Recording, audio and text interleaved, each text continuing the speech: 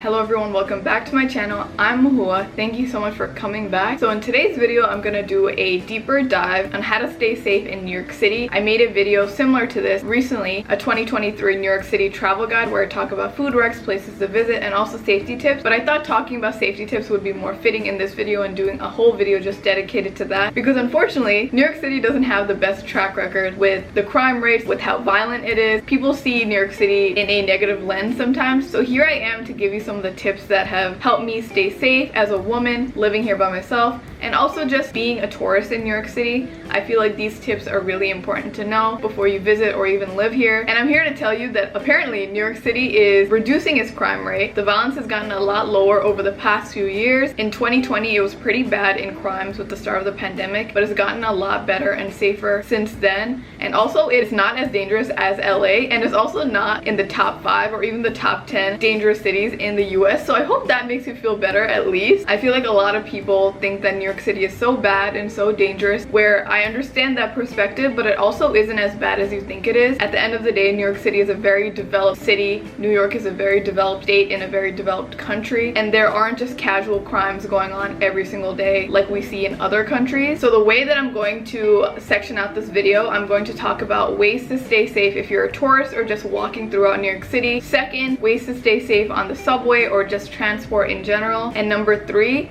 common scams to look out for in New York City when you are traveling. But before we get started, make sure to like and subscribe because I'm trying to get to 40,000 subscribers this year. And also I post a lot of New York City content like this, so you will be up to date with everything if you do ever choose to visit in the future. And also make sure to follow me on my Instagram and TikTok, Labyrinth App, where I post every single day. Alright, the first topic of conversation is how to stay safe when you are exploring or walking in New York City. So the first tip that I have is in high traffic or busy areas, make sure to keep your valuables or your wallet out of sight. Don't put it in your back pocket especially. This is for the men that keep their wallet and big wads of cash in their back pocket. That is never a good idea in any metropolitan city or any busy city in general. Make sure to put your wallet in your front pocket or even in the inside of your jacket, because a lot of people can easily just pickpocket you. Even if you have a backpack, don't put your belongings on the outside of your backpack where people can just unzip the zipper and just take it and run. Especially in these busy areas, you won't even notice that it's gone because they're just so experienced. This is the same case in Paris, in a lot of big cities, so it's not just New York. So if you can, carry a purse that you hold close to you on the side, or carry a fanny pack that's close to your body. And it's just important to know to not carry too much cash in general, because that just brings more attention to you. And if you do lose all that cash, you know, it's gone. But if you do have more credit cards or cards, it's easier to replace that later on. Don't put your whole trip's worth of cash in your wallet and just bring it around with you in every single place. I've seen before in Union Square where it was really busy during Christmas time, someone just stole someone's wallet because they were paying for something at one of the stands, and it happened so quick. And even though the place was so busy, the person that stole the wallet was running so quick because they're just so experienced. They wait for the people that look like tourists who just take out cash without even looking around. So don't be that type of person. That brings me on to my next point, which is blend in like a local. Don't constantly look at your phone. Don't constantly look at maps. Don't look like you don't belong there, because that also makes you an easy target. This was also the case for me when I solo traveled in Paris. When you look like you don't belong there, when you're constantly looking down on your phone when you're walking, it just makes you look less confident. It looks like you just don't live in that space. So people want to take advantage of you more because they know that you won't be able to navigate your way around, and you're less likely to run after them or follow them if they do take something from you. So beforehand, before you go outside, before you do your touristing, make sure to look at your maps, look at the routes before you head out, because it makes you look more professional. And you can just take screenshots of it just in case the Wi-Fi or the internet does cut out wherever you are, especially in the subway. And just make sure you have some idea of where you're going, what you're going to, what the area looks like, so that you don't look like a tourist in a new area. Also, we hate when people walk slow here, so make sure you don't walk slowly or you just stop in the middle of the street, because a lot of the people here in New York City are very busy and they're constantly walking very fast. So just make sure you know where you're going. My third tip is, especially for the ladies that are in New York, I don't know if this is possible for you, especially if you're visiting, because it might be hard for you to get these things through TSA. But since I live in New York, it's very important for me to carry around self-defense weapons just to stay safe. And I have some things on my keychain: pepper spray, there's a taser, there's a knuckle puncher. There are so many different things, which is very unfortunate for women, especially because they have to take these big measures to stay safe. There are a lot of great websites where you can get these self-defense weapons on, like Amazon. You can also get it on Target. You can also get it from one of my favorite small artists, and I think she sells one of the best self-defense weapons on the market. One of the ones that I carry around all the time looks like a little dragonfly, and it is so sharp. My next tip is, when you're exploring, don't go to dark and empty areas by yourself, especially at night, in the middle of the night. This is self-explanatory. Don't go out walking by yourself or with friends.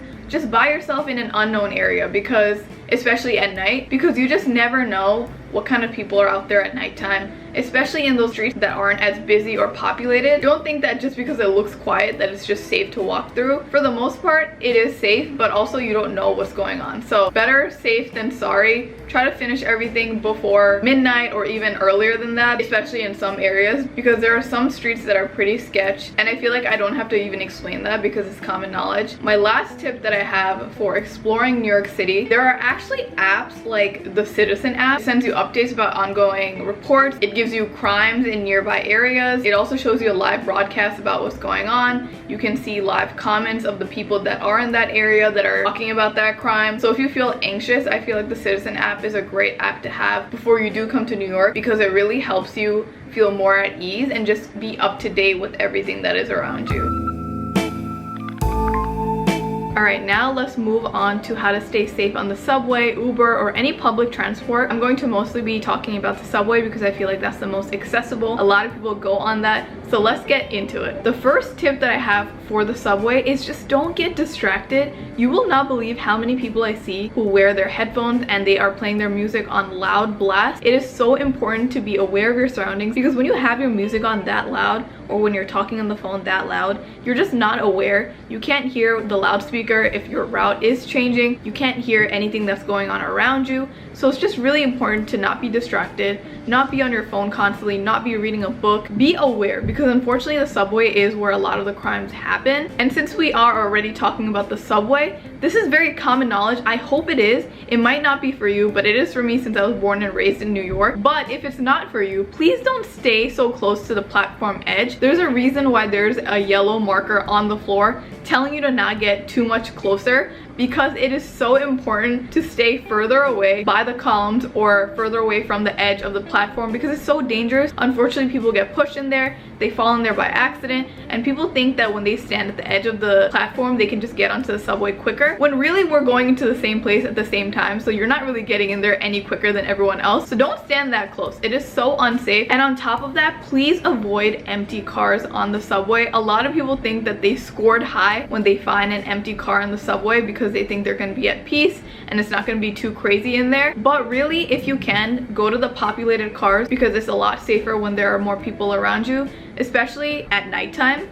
Don't go for the empty cars, because that's when it can get more dangerous when you are by yourself in a subway car, especially if you like fall asleep. You are not aware of your surroundings and there aren't people around you to help if there is any sort of danger. So it's best to go into a car with a lot of other people so that you are surrounded by people that can potentially help if you are in danger. But don't fear. If you ever feel like you are in danger or you need help, there are actually columns all over the platform where you can press a button for SOS or 911, where it's pretty easily accessible. And even on the subway, there are SOS or 911 emergency buttons all throughout the cars that you can press if there is an injury or there's an emergency on the train. So don't feel like there is no help around for you, even if you are alone, or even if you are in the subway late at night. Something else that might be a stress reliever for you and is a safety tip: New York City is implementing more police officers in all of the subway platforms and all of the subway stations. So usually you will see about 2 to 4 in each subway station, depending on how busy that station is. This may make you feel more safer or not, it's up to you, but you can always go up to these police officers, ask for directions, ask for any help, and obviously they are there to patrol. So this may make you feel a little bit more safer, especially if you feel like there isn't anyone around you to help. My next safety tip is for those people that are going on the subway pretty late, or they're alone, or they just feel anxious or nervous. It's very important to go on the subway card that's in the middle or towards the front of the train, because that's where the operator and the conductor operate the train. So if you feel like you are alone and you don't want to be by yourself on the train and you want to be near help if that's needed, make sure to go onto those parts of the train, because you will be a lot closer to the people that are operating the train. And even if you are on the car by yourself, it's a lot better to be closer to those people so you can have access to help if needed. My next and last tip, especially for the subway, is to not have open purses or open pockets, especially when you're by the train door. I personally don't like sitting too much on the subway seats, so I like standing by the door. But whenever the door is open, I make sure that I'm not leaning against the door, first of all, so I don't fall out. I stand to the side and I make sure my hands are in my pocket so that no one can just grab something from my pocket and run. I make sure that I don't have a bag that can easily be grabbed, and I make sure I'm not distracted, because people can also grab your phone and run. This is the case in a lot of big cities like Paris as well. This is very common there. So make sure you're just not distractedly on your phone, or you have things falling out of your pockets or your bag, because people can just take it and run, and they know that the doors are going to close soon, so you can't really run after them. So it's very important to make sure that things are very close to you and secure.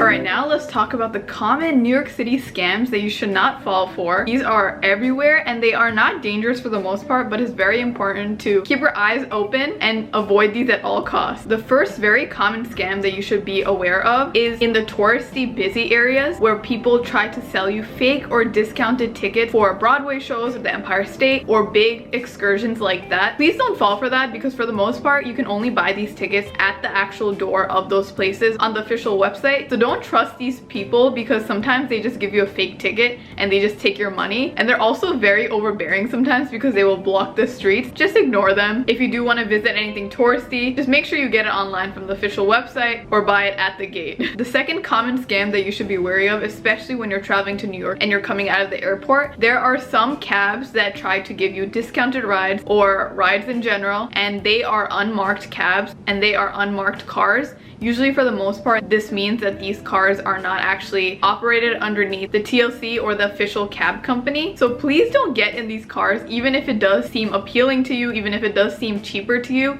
It is not legal, so don't fall for that, because also these people are very overbearing. When you're coming out of the airport, they target the tourists. The New York City yellow cabs, you can tell right away that they are officially part of New York and they're part of the cab company in New York. They're yellow, they have the taxi sign on them. They are very distinct from the fake cars. Also, if you want to get an Uber or a Lyft, make sure you get it through the app. Don't just accept a random ride because you see the Uber or Lyft sign on them. You have to get it officially through the app. So just don't fall for those scams too. The last scam that you should not fall for are those people in Times Square or those busy places in Manhattan where they are dressed as cartoons or different movie actors. They're dressed in costumes. Sometimes they will not ask for money, but sometimes they will ask for money. So be careful, because a lot of these people go into these touristy areas knowing that people and kids will want to take pictures with them, and after you take the pictures they will ask for money or for tips, and you can for sure give them that. But if you are not willing to pay the money,